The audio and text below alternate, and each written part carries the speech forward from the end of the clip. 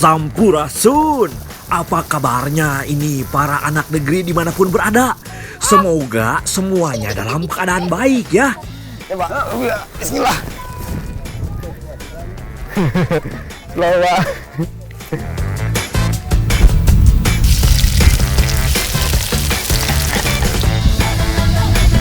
Kali ini Abdi dan Daini akan memperkenalkan tradisi hingga kuliner yang ada di Sukabumi.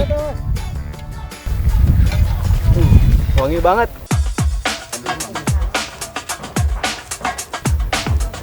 Ceknya pakai non, Bu? Hayo, ada yang tahu hanjeli nggak? Ini salah satu tumbuhan berkarbohidrat tinggi loh.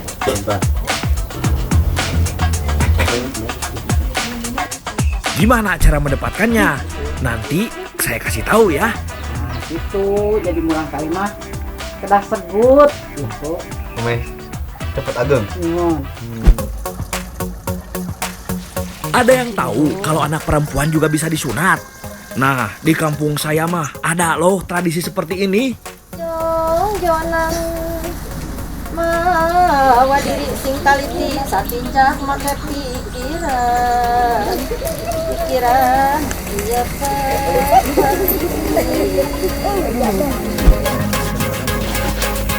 Selain itu, saya juga akan membuat makanan khas Tempo dulu berbahan dasar kacang. Penasaran kue apa? Makanya ikutin Abdi sampai habis ya. Jejak anak negeri di Sukabumi, Jawa Barat.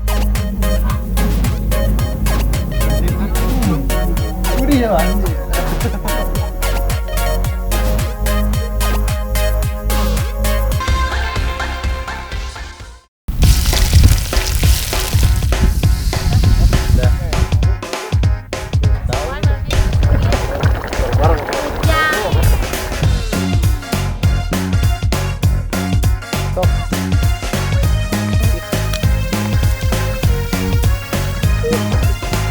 Kalau dipetiknya pakai tangan.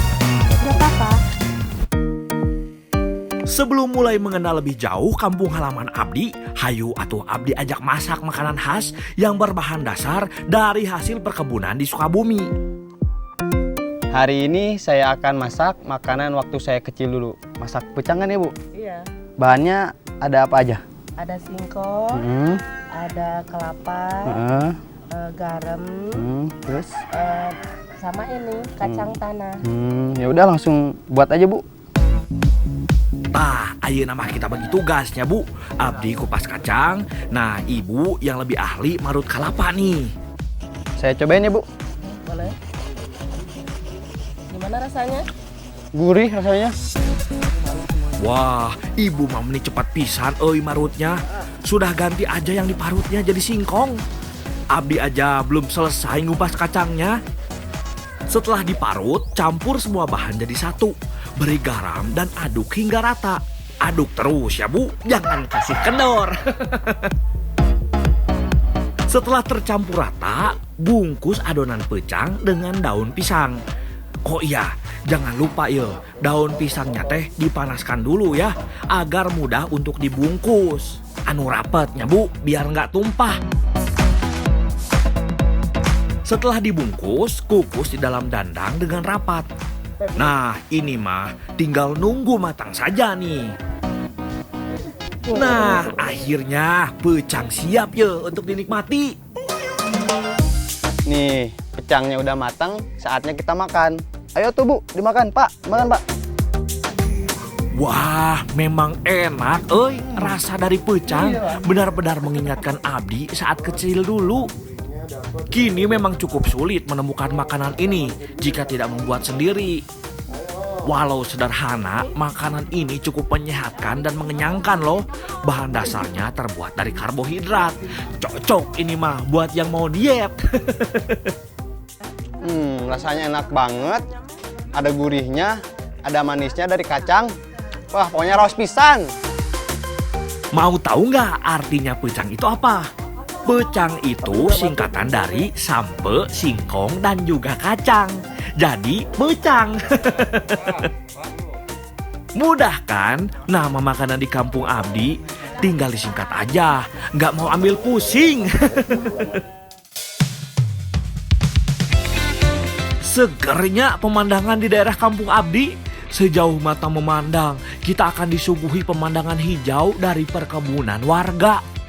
Oh iya, ada salah satu hasil bumi yang cukup terkenal nih di kampung abdi. Namanya teh kacang tanah. Mau tahu bentuknya seperti apa? Yuk, mangga ikut abdi.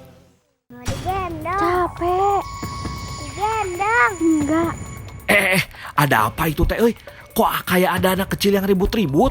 Wah, samperkeun ah. Mau digendong. Capek. Mau digendong. Kenapa nih?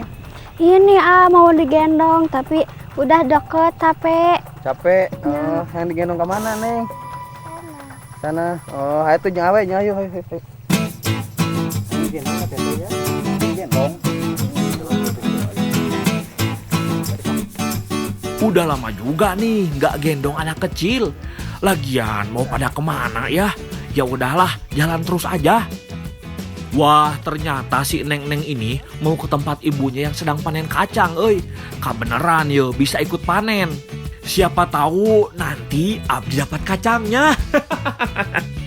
Di kampung Abdi biasa nih memanen hasil kebun hanya dengan anggota keluarga atau dibantu dengan sanak saudara. Jadi pekerjaannya hanya saudara saja. Seperti di kebun Pak Alun, panen dilakukan dari anak istri hingga orang tuanya dan saudara serta tetangganya. Wah, benar-benar keluarga yang rukun ya.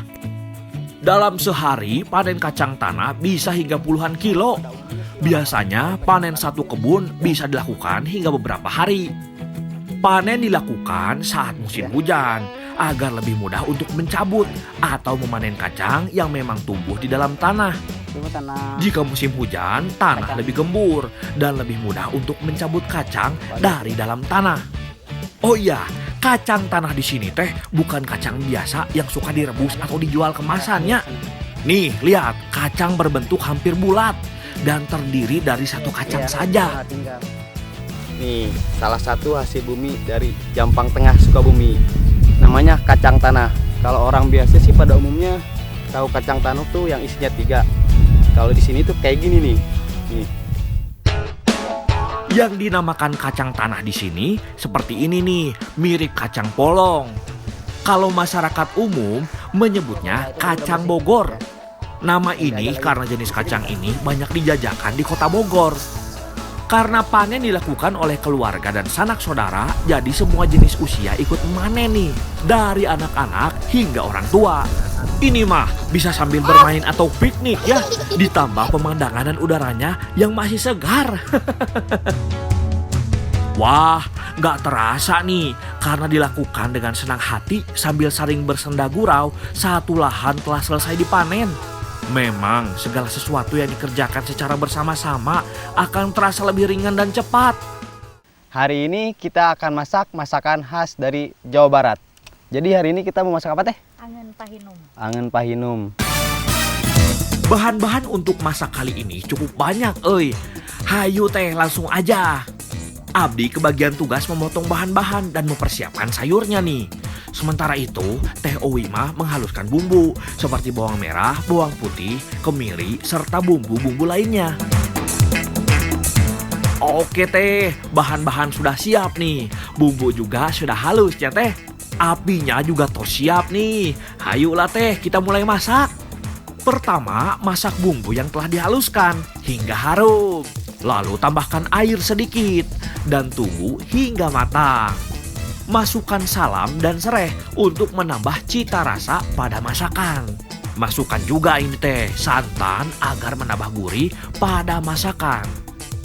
Masukkan juga tuh tong hilap yo bumbu tambahan seperti gula merah, garam, ketumbar, serta lada ke dalam masakan.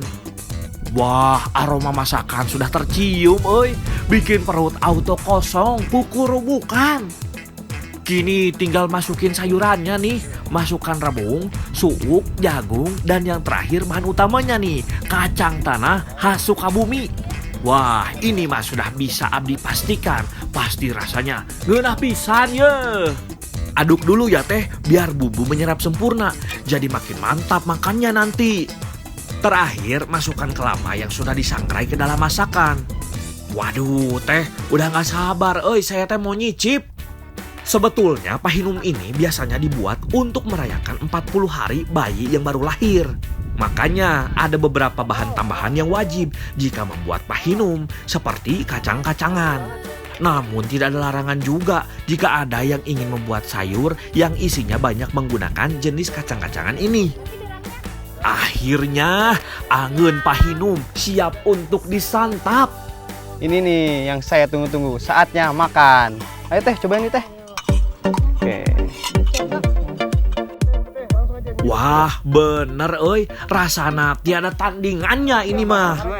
Rasa gurih serta pedasnya pas pisan, apalagi dimakan saat perut sedang lapar, jadi makin nikmat euy.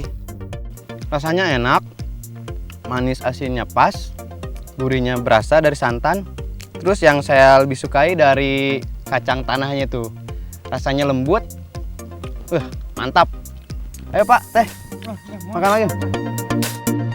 Oh iya, ada yang unik nih tentang pahinum.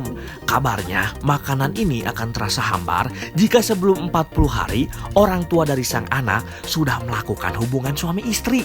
Wah, unik ya.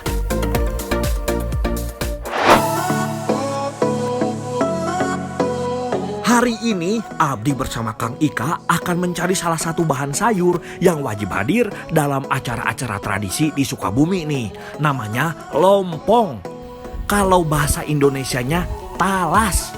Tanaman ini banyak tumbuh di daerah dingin seperti di kampung saya, di Cijulang, Jampang Tengah, Sukabumi. Wah, bener kan? Belum juga jauh mencari, Abdi dan Kang Ika sudah melihat pohonnya. Hayu Kang, kita ambil, biar gak terlambat nih masak buat acaranya. Wah, kebetulan Abdi dan Kang Ika mendapatkan lompong yang masih muda nih. Jadi belum ada talasnya dan lebih mudah untuk mencabutnya. Nah, ini nih pohon talesnya. Jadi meskipun masih muda, pohon tales ini bisa kita manfaatin buat sayur lompong, yaitu dengan cara mengambil batangnya ini. Ya Pak, mana lagi Pak? Yuk, kita yang ini. Ya. Nah, yang ini dicabut deh nya Kang. Wah, sudah cukupnya Kang. Siaplah kalau begitu kita pulang untuk persiapan acaranya. Enak kan daerah Abdi? Tidak perlu cari ke pasar. Jika ingin sayur mah cukup ke kebun saja.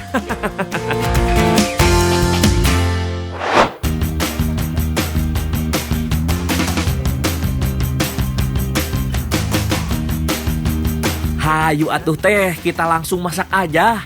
Wah, Abdi dapat tugas kupas lompong nih, atau yang lebih dikenal dengan nama talas.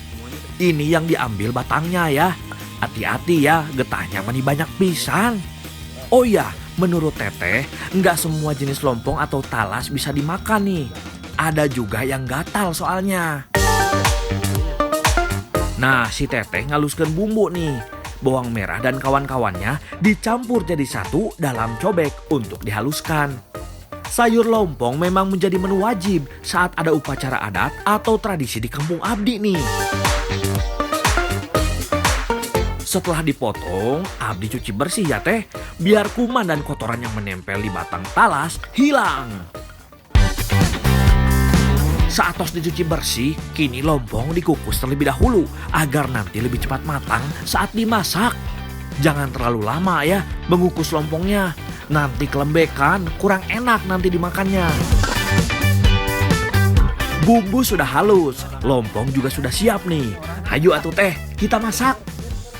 Setelah minyak dalam wajan panas, masukkan bumbu untuk ditumis. Lalu masukkan salam dan lengkuasnya. Setelah harum dari bumbu sudah mulai tercium, masukkan nih bahan utamanya ke dalam wajan. Aduk hingga rata. Setelah bumbu tercampur rata, masukkan santan ke dalam wajan. Aduk hingga santan benar-benar matang. Wah, baru gini aja sudah terbayang nikmatnya sayur lompong. Terakhir, tambahkan lada, garam, dan gula agar rasa dari sayur lompong semakin nikmat. Akhirnya, sayur lompong matang dan siap untuk salah satu menu di acara gusaran.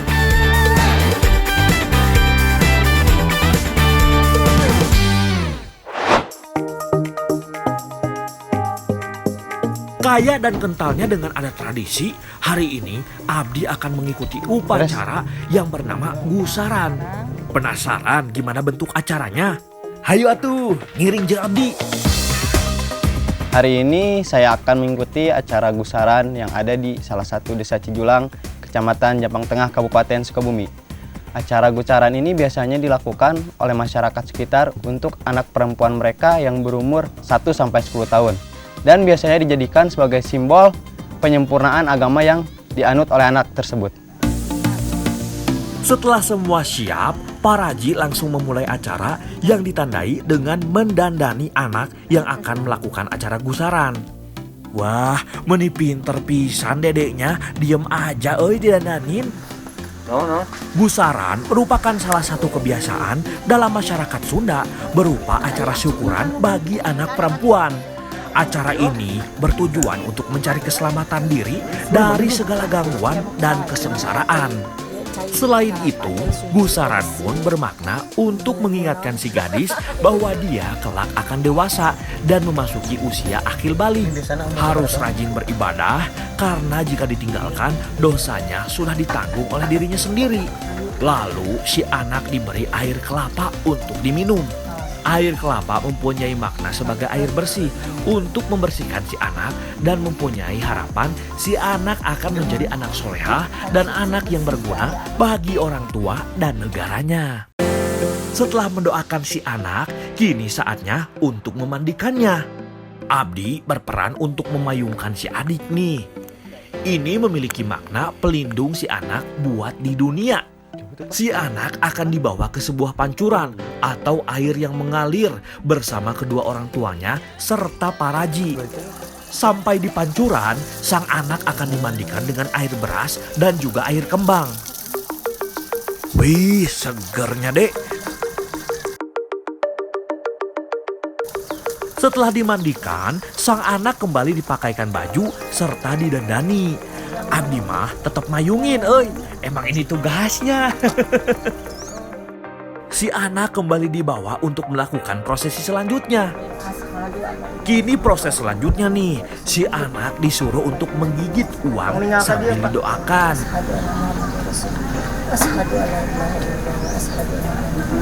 Ini memiliki arti agar anak kelak menjadi anak soleha, pintar, dan hal-hal positif akan ada pada dirinya.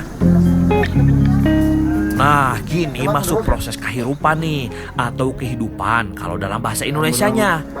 Semua benda yang diletakkan di depan sang anak mempunyai makna kehidupan nih. Ayam diartikan sebagai kehidupan.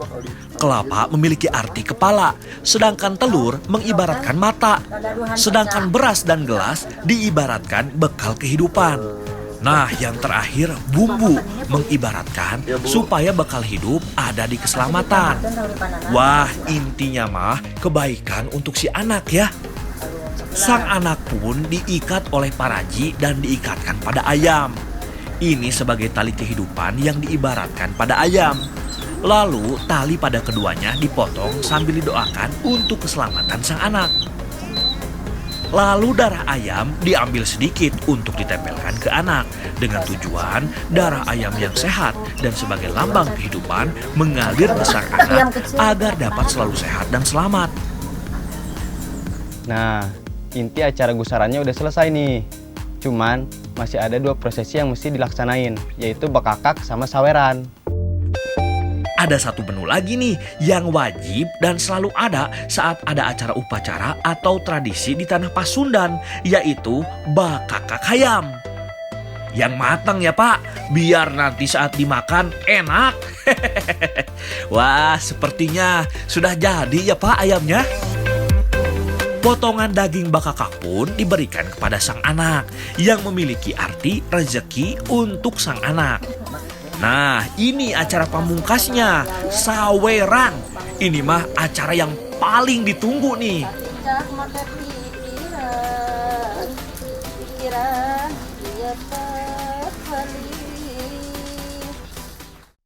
Di dalam boboko untuk menyawer juga ada maknanya nih.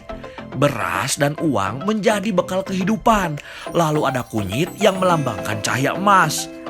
Ada juga permen sebagai pemanis kehidupan.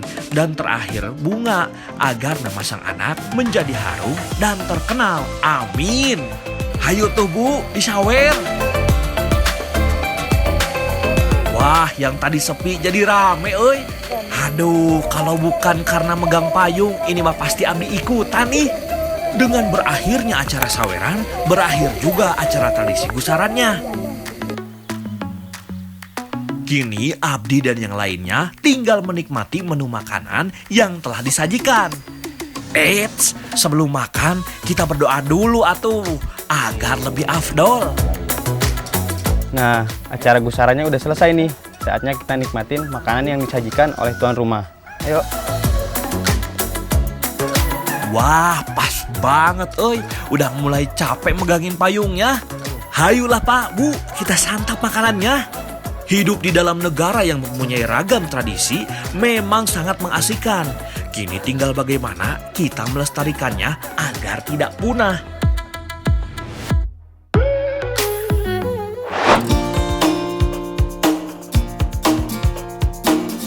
Hari ini saya mau bantu Neng Gelis Desa Cijulang buat panen hanjeli. Ini bukan nama orang. Hanjeli merupakan sejenis tumbuhan biji-bijian tropis dari suku padi-padian. Hanjeli merupakan nama populer di daerah Jawa Barat. Sedangkan nama populer Indonesia adalah jali atau jali-jali. Ayo. Di mana? Ah, sasari nama si bapak teh sok di dieu. Di dieu. Tapi teu aya ka mananya? Bapak. Pak.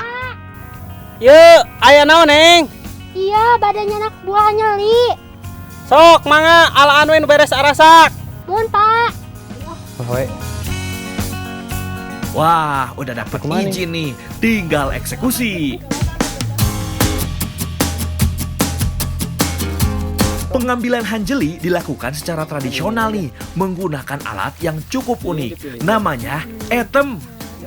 Jadi yang kita ambil hanya buahnya saja, tidak menebang pohonnya seperti padi. Etem merupakan alat yang terbuat dari kayu yang memiliki mata pisau yang berguna memotong tangkai buah pada pohon hanjeli. Wah, seru juga euy, tapi buat yang belum bisa kayak saya, jadi makin sulit euy panen hanjelinya. Memanennya juga harus dilihat ya. Gak semua hanjeli kita ambil nih, hanya yang berwarna putih saja yang sudah masak. Makanya memanennya menggunakan etem. Jadi bisa memilih mana yang mau dipetik.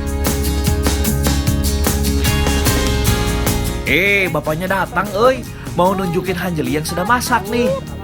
Soalnya baru sedikit nih dapatnya, masih belum bisa diolah jadi makanan. Hayu Pak, di mana atuh yang bisa banyak dipetik? Buah hanjeli berbentuk buah batu, bulat, lonjong. Jika sudah masak, berwarna putih, dan yang masih mentah berwarna hijau, kuning, biru, hingga ungu. Mete pauraheut mah make etem. Tah mangaunu kieu jang. Kumaha, Pak? Cobi Mangaunu abdi. kieu. Biasa teu? Sok Cobi, coba cobi. cobian. Tah ku Bapak ditunjukkeun. Ieu tah alana nu beres kolotnya. Buahnya juga berkulit keras apabila sudah tua. Jenis buah yang dibudidayakan lunak dan dapat dibuat bubur. Sedangkan jenis liar keras dan dimanfaatkan untuk manik-manik pada kalung. Di kampung Abdi, hanjeli ditanam bersama tanaman jenis lainnya nih.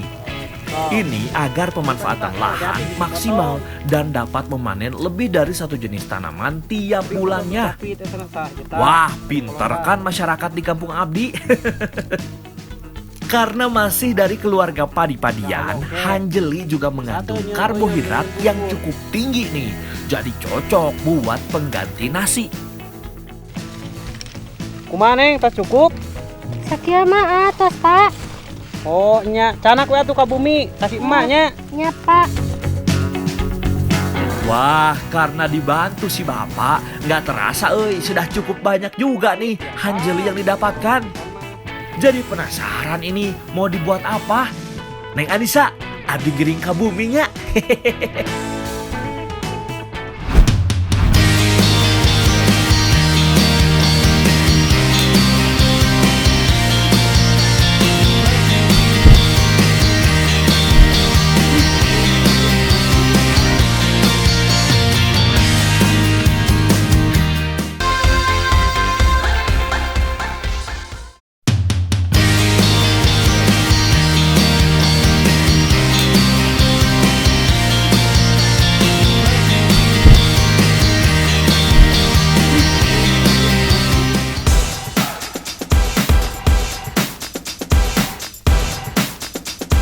Hari ini saya akan masak menggunakan bahan hanjeli. Jadi hari ini kita mau masak apa, Bu? Peyem, sarang bubur. Ya udah tuh Ibu, langsung aja. Saya bantu apa? Iya, Bu. Wah, si ibu langsung bagi-bagi tugas nih. Abdi kebagian untuk mengukus hanjeli, sedangkan yang Anissa memarut kelapa dan ibu memotong gula untuk campuran bubur. Tugas saya selanjutnya membuat bubur nih. Pertama, masak air dalam panci. Lalu masukkan bahan utamanya, hanjeli, sambil diaduk. Waduh Bu, ini sampai kapan Bu? Sepertinya Abdi harus ngaduk terus nih sampai selesai. Jika hanjeli yang dikukus sudah cukup keras dan tidak menempel di kukusan, berarti saatnya diangkat dan dikarik. Baik kan jangan ya. Baik kan Nih, yang namanya dikarik, hanjeli dikasih air hangat dan diaduk agar hanjeli mengembang.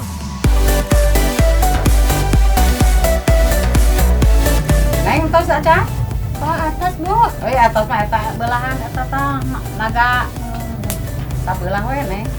Simpen ka dieu. Nya. Selesai memarut kelapa, Neng Siti langsung membuat warna dari bahan alami. Setelah matang, bubur dibagi menjadi dua. Yang satu, tambahkan irisan gula aren agar menjadi bubur merah dan terasa manis. Tambahkan santan juga ya, biar rasanya bukan cuma manis, tapi gurih juga euy. Tinggal diaduk lagi aja nih sampai rata hingga matang. Bu, udah mateng nih bukannya, Bu? Angkat aja. Angkat. Kemana? Oh, di dia. Wah, makin gak sabar nih cicip buburnya. Sepertinya hanjeli juga sudah matang nih. Sama seperti nasi, hanjeli yang telah matang ditanak atau diaduk sambil dikipas. Ini agar hanjeli cepat dingin dan rasanya lebih enak. Bu, udah dingin nih, Bu. Ya entos ya tuh ragian Udah. aja. Nih. Jangan lupa nih, jika sudah dingin, hanjeli diragian agar menjadi tape. Lalu hanjeli dibagi 3 bagian dan diberi pewarna alami dan diaduk rata. Wah, meni cantik pisan ya Bu. Setelah semua warna merata, kini saatnya membungkus tape dengan daun pisang.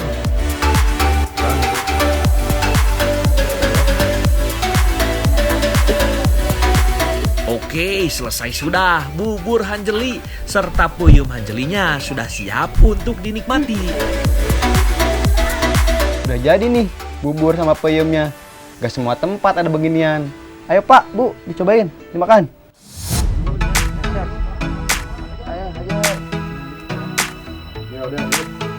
Wah, ternyata rasanya nggak kalah sama yang dijual di luaran nih. Udah lama nggak makan makanan kayak gini. Sekarang mah sudah mulai susah cari makanan seperti ini. Peyem dan bubur biasanya hadir saat ada acara atau tradisi di kampung Abdi. Rasa manis bercampur gurih menyatu di mulut saat menyantap bubur hanjeli. Tekstur lembut hanjeli dan rasa sedikit asam dan manis pada peyem hanjeli membuat saya tidak ingin berhenti untuk memakannya. Ini mah dua-duanya rasanya tiada duanya. Pokoknya raos pisan. Makanan enak serta tradisional seperti ini harus dilestarikan ya sama anak seumuran Abdi agar tidak hilang dan masih dikenal hingga anak cucu nanti. Raos pisan, Bu.